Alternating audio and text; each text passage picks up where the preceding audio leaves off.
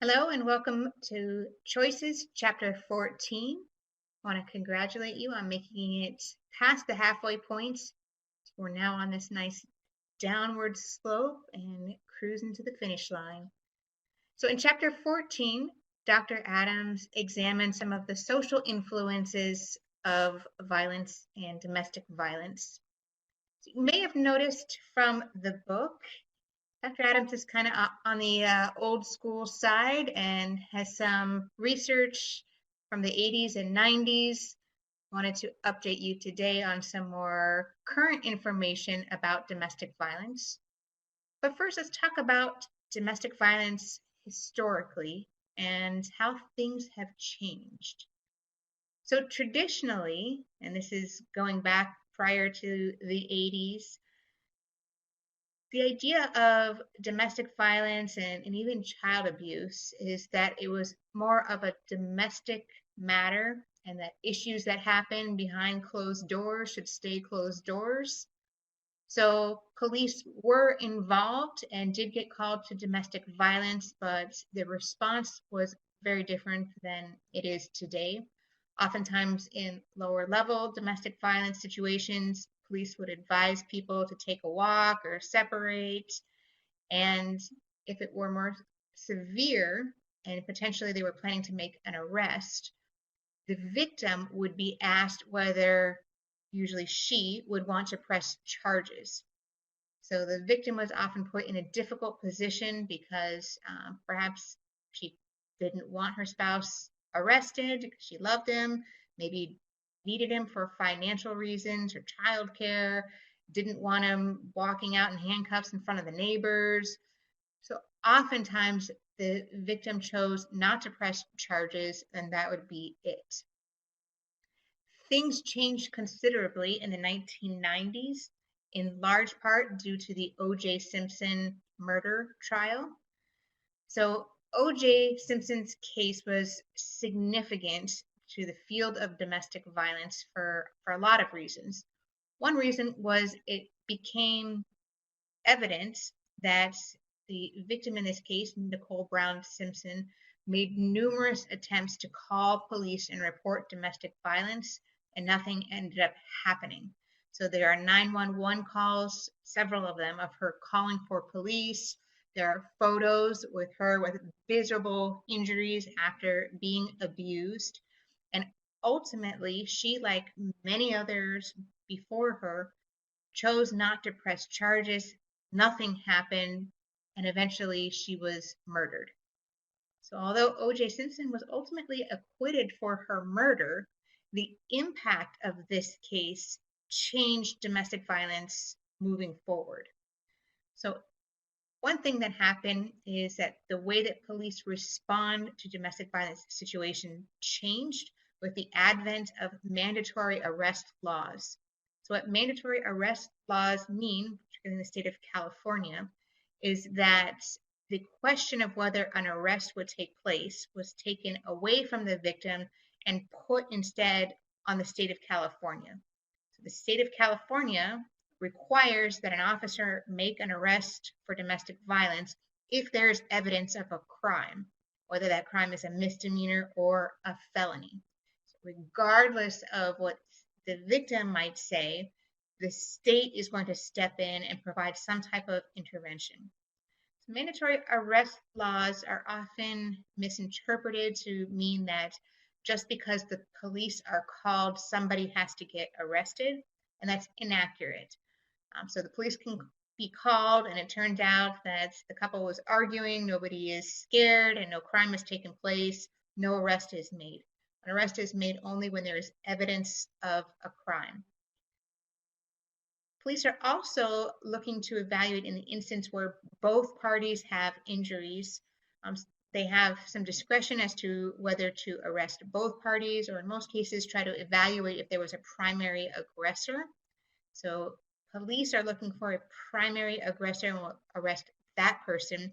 This is very different than FAP, where FAP will evaluate the use of force by both parties without determining if one was more aggressive than the other. But as far as the 1990s and the impact of O.J. Simpson, the other effect was to increase interest, concern, and as a result, research into domestic violence, into the dynamics, into kind of this hidden world, because what we know from even the 1980s is that people are very reluctant to call police or to otherwise report domestic violence. And those statistics, about less than 10% of domestic violence incidents being reported, remain accurate today.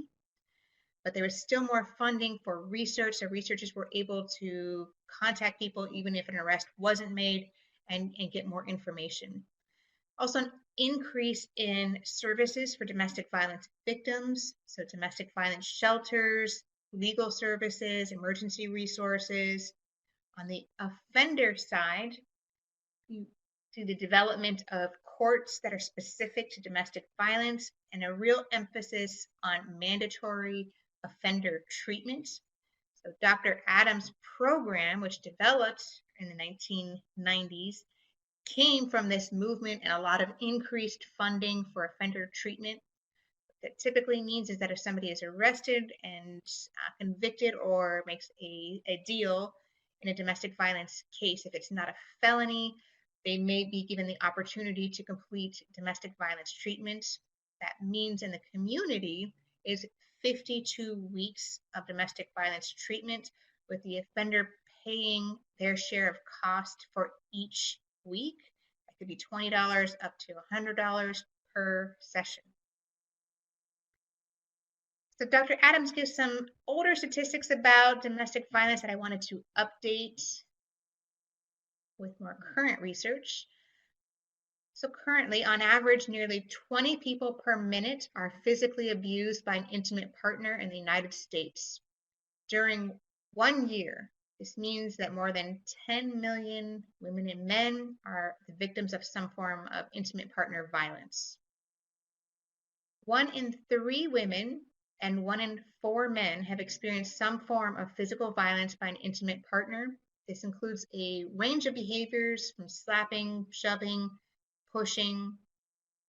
That information is noteworthy because it continues the trend even from the 1990s, which said that women are as likely or around as likely to use physical violence in a relationship as men. In fact, there is some research that says that women are more likely to step outside of the box using physical violence than their male partners. Men are far less likely to report this, far less likely to call police. But although we could roughly say that there is equal use of force between men and women, there is a difference in the level of force used. So 1 in 4 women and 1 in 7 women have been victims of severe physical violence, including beating, burning, strangulation by an intimate partner in their lifetime. So men are more likely to use more severe violence, and if there is a murder in a intimate partner relationship, that female is 95% of the time the victim. So men die from domestic violence in about 5% of cases. So men are much more likely to use more extreme physical violence, including murder. 1 in 10 women have been raped by an intimate partner, and the data is not available on male victims of sexual abuse. That's not because it doesn't happen, but because it is so underreported. Here's some really important information, which is that the rates of domestic violence in LGBTQ relationships are as high or higher than heterosexual relationships. That information is really noteworthy because the idea of domestic violence kind of in its prior history was that there was a profile of a domestic violence offender that was male and that was controlling and used kind of male privilege and chauvinistic beliefs to control, dominate his spouse. This is the guy who wants dinner on the table at 5 o'clock and slaps his wife around if he doesn't get it. What research is saying is that the reality with domestic violence is that it's far more complicated. So there is that type of offender, but there is also the offender who is female or in a same-sex relationship. And there's also the profile of the couple where both spouses at different times have used physical violence. This is a much different understanding than we originally had, and it's really thanks to the research that has pointed out these more accurate trends. Still very underreported, but this gives a more general idea about current domestic violence patterns. So we talked about this idea of self-defense versus retribution. This comes up a lot for good reason. Just mentioned that in a lot of situations, both partners have used physical violence or some form of abuse in the relationship.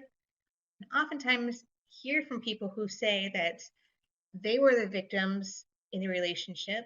They took it and took it and took it, and they had marks and injuries that they had to make up excuses for. And at some point, something had to stop and they had to protect themselves. So they'll use the idea of self-defense and ask, isn't self-defense a viable option in a situation when you are being abused? The answer is, of course, self-defense exists, but I want to distinguish self-defense with retribution. So let's talk about self-defense. Self-defense happens when the other spouse is in the act of using some form of violence. The partner uses violence or force to stop their use of force or to escape the situation.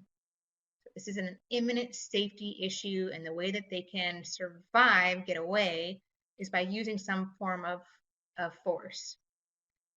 They only use the amount of force needed for safety. So they don't go above that out of aggression, but they use just the amount that is needed in order to stop the force or to safely get away. In this situation of self-defense, people will report that they were scared. The emotional state is fear. Sometimes fear can present as anger, but underneath that there is fear for their physical safety. And that was the reason why they turned to force. This is very different than retribution. So retribution would occur after the use of force, and the purpose is to get back at their partner. There's kind of this eye for an eye belief that if they did it to me, I'm going to do it back. There's no current imminent threat. So although they may have experienced force, it's not currently happening. And their emotional state is not fear, it's anger. There's retribution for the use of force. It does not qualify as self-defense. It doesn't qualify for self-defense in the fact world or even by the legal standard.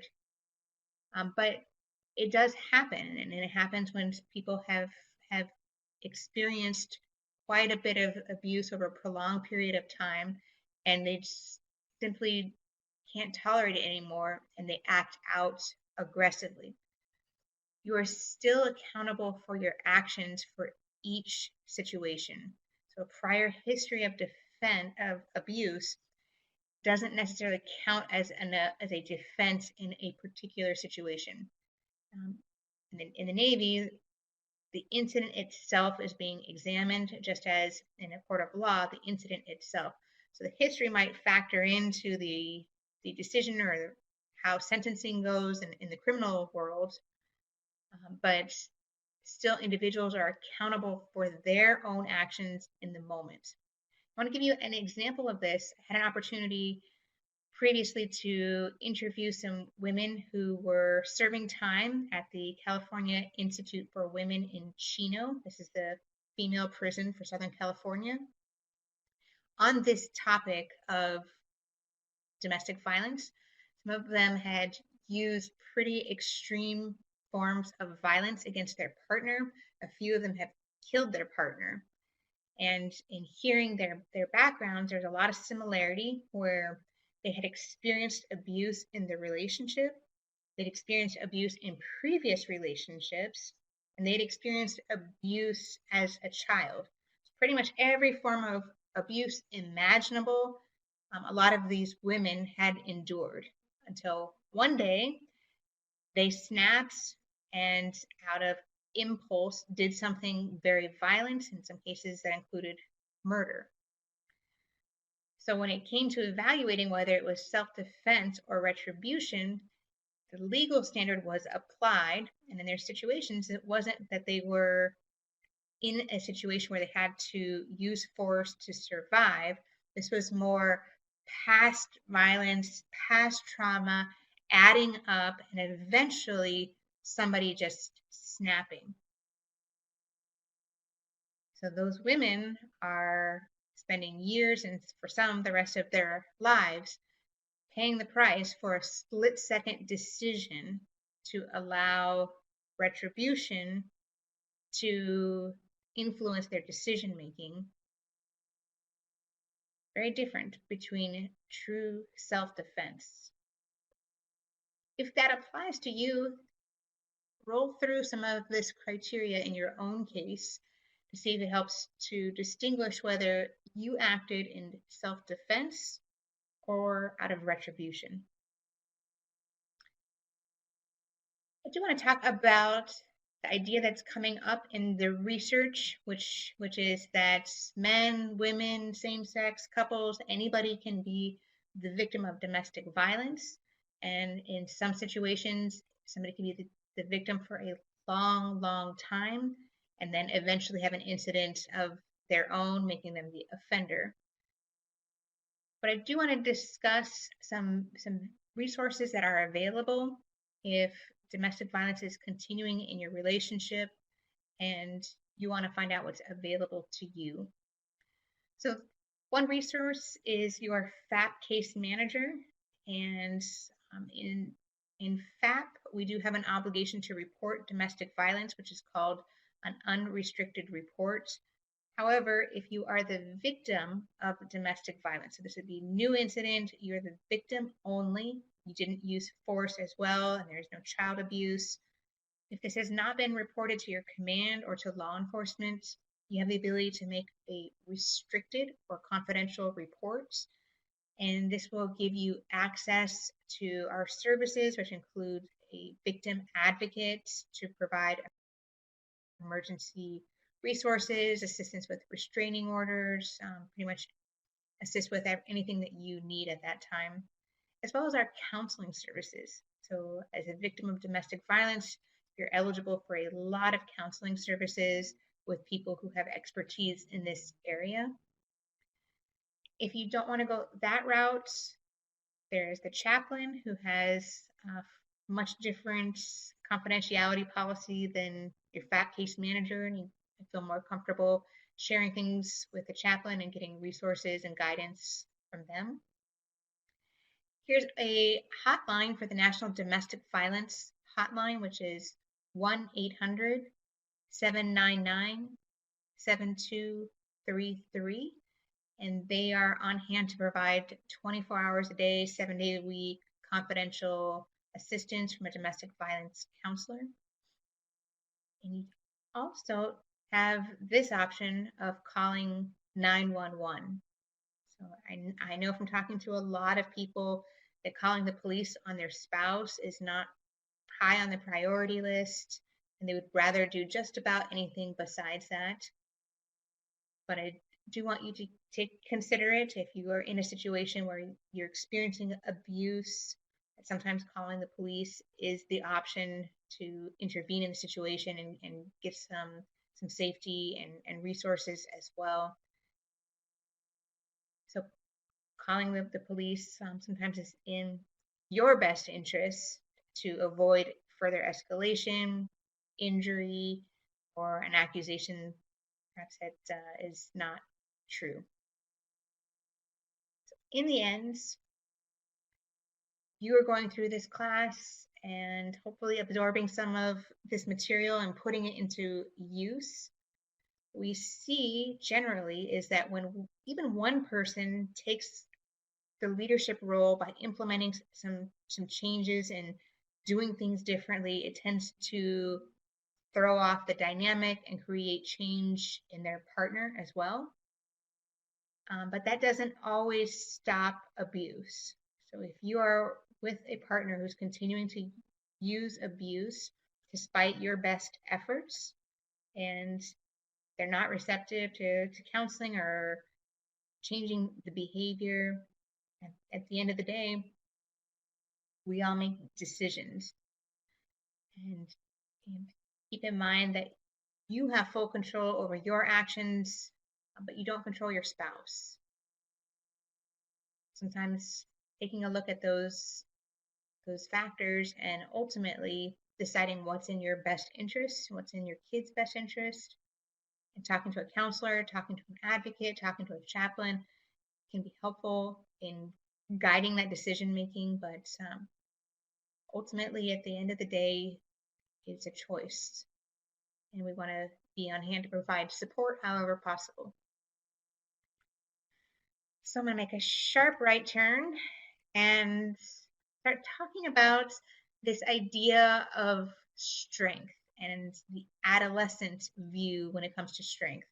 As I mentioned, you'll see Dr. Adams in this chapter particularly is kind of old school in his approach, and he's talking about ideas of strength as they refer to being a man, masculinity. Part of this is that his practice was almost exclusively for men, so that was his targeted audience.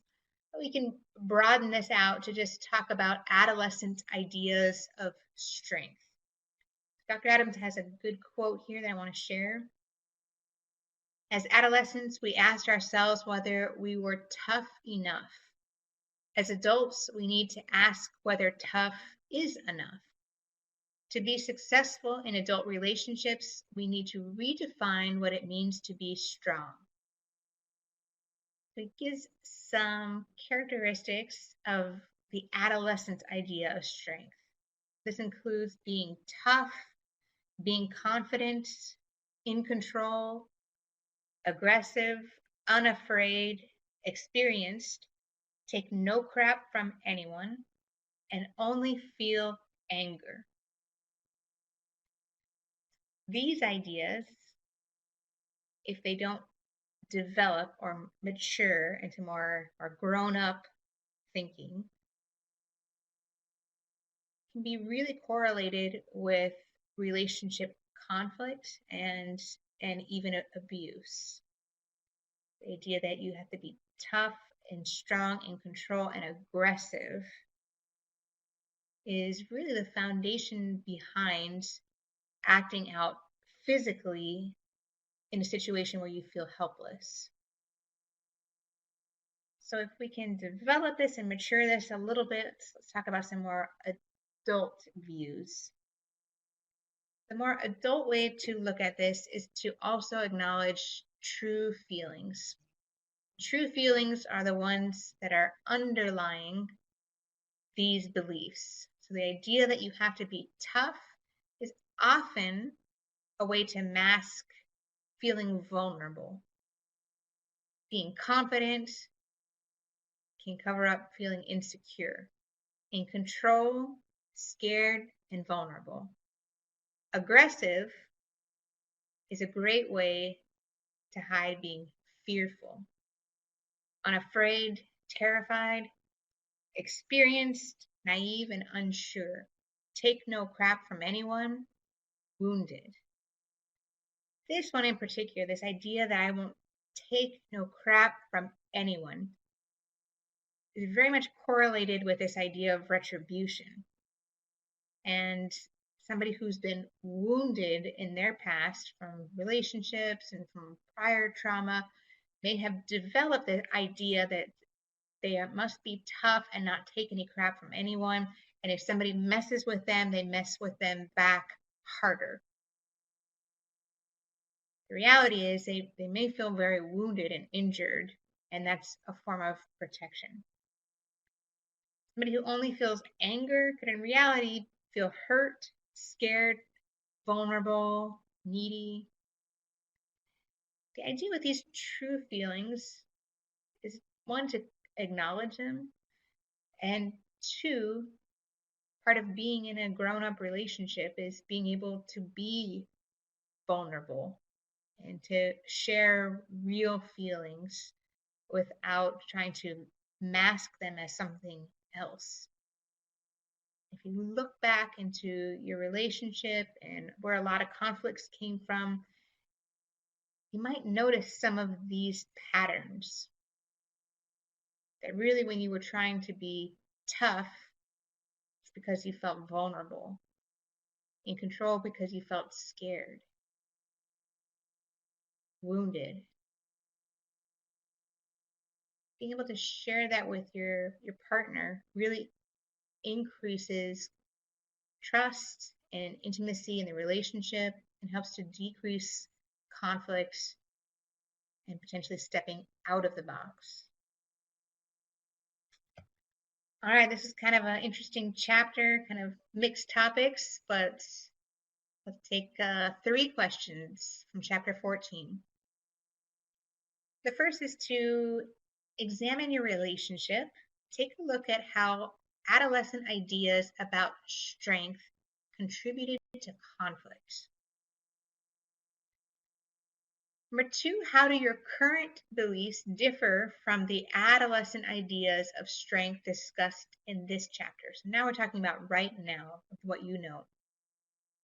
And number 3 is to explain the difference between self-defense and retribution. That is it for chapter 14. Look forward to seeing you back here